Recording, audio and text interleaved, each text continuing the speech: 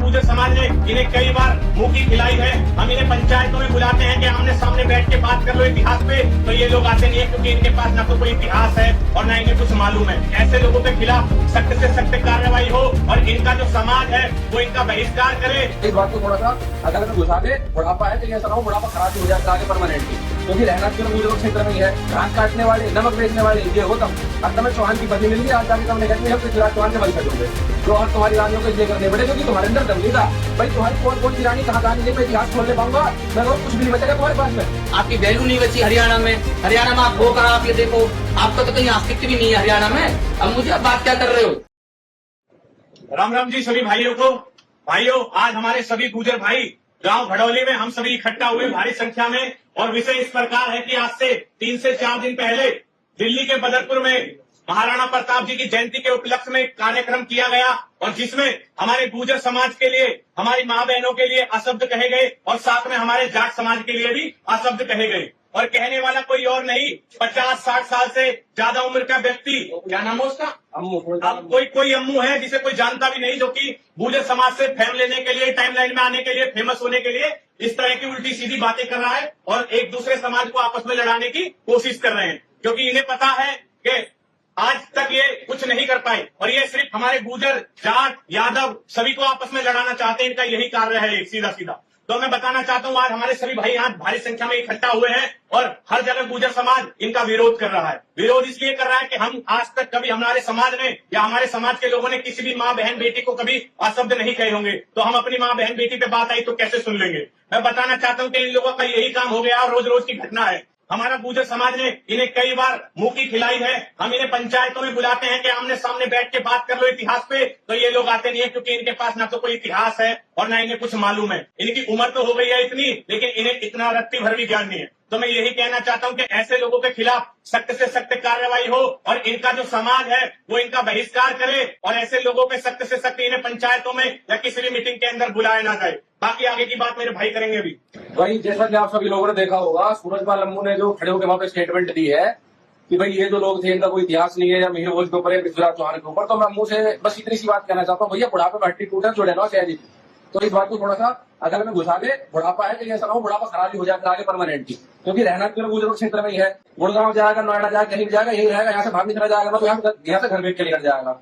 और बात रही तेरे इतिहास की, पर भैया इस बात को समझने तो ये कह रहा हूँ ना भाई मैं चौहान हूँ, पृथ्वीराज चौहान सही हूँ, तुम चौहान नहीं हो। 1929 में कानपुर में बहुत बड़ी सभा हुई थी एक बार, उसमें तुम लूनिया घसियारे, घास काटने वाले, नमक बेचने वाले ये हो तुम, और तुम्हें चौहान की पदवी मिल गई। आज जाके तुमने कहते हम पृथ्वीराज चौहान के वंशज होंगे। बात रही मीर भोज की, मीर भोज का तुम्हारा वंशज क्लेम करता, हमारी कोई क्रेडिबिलिटी नहीं है। अंग्रेजों के तुम बहुत बड़े शरण चाटुकार थे। अगर इतिहास की बात करेगा ना कोई भी आदमी शिलालेख लेके, कोई भी पत्र लेके कर लो, बैठ लो सामने, तसल्ली से बात कर लो, तुम्हारा कहीं से कहीं तक भी कोई भी इतिहास है नहीं। और बात रहती है इनके इतिहास में अगर चले जाओगे, मुगल के अगर समय में जाओगे, ये कहता भाई हमारी रानियों ने जौहर करे, जौहर तुम्हारी रानियों को इसलिए करने पड़े क्योंकि तुम्हारे अंदर दम नहीं था। हमारी ने जौहर इसलिए नहीं करी भैया, हमारे ऊपर जब आप हटाई तो जब तक हम लड़े उसके बाद हम जंगलों की तरफ को शिफ्ट हो गए, ये कारण है हमारे जंगल में रहने का।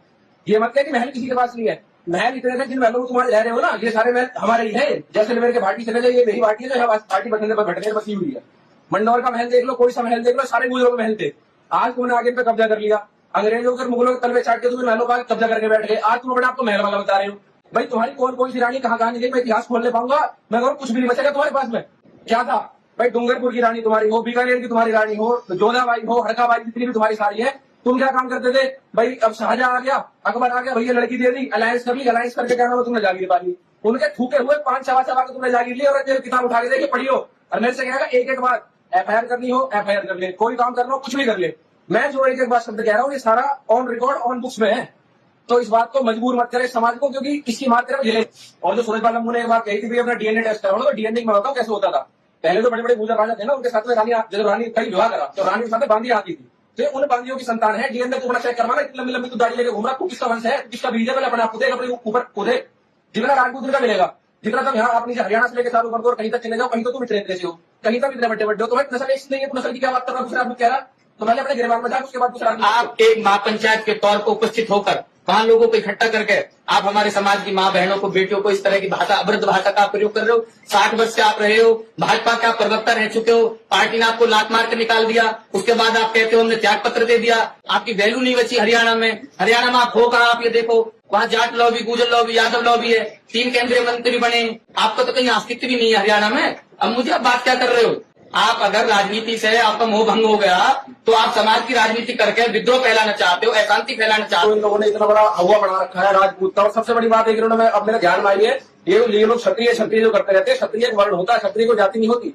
राजपूत शब्द का मतलब क्या है? क्षत्रिय राजा और कर्ण कन्या से जो संतान उत्पन्न होती है उसे राजपूत कहते हैं। पहले तो बड़े मतलब को जान लो, उसके बाद दूसरे को उठाने का प्रयास करना। इनका काम इतिहास चोरी का है।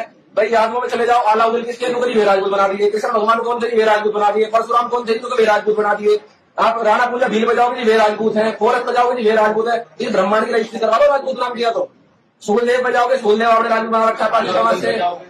सूरजमल बजाओगे, सूरजमल को आप राजपूत बनाते हो, भाई वो हमारी लीडर में आता है। यदुवंशी आप हो, सूर्यवंशी आप हो, चंद्रवंशी आप हो, ये सारी धरती कहाँ से वो जितने आदमी रह रहे हैं, लोग कहाँ से आ रहे?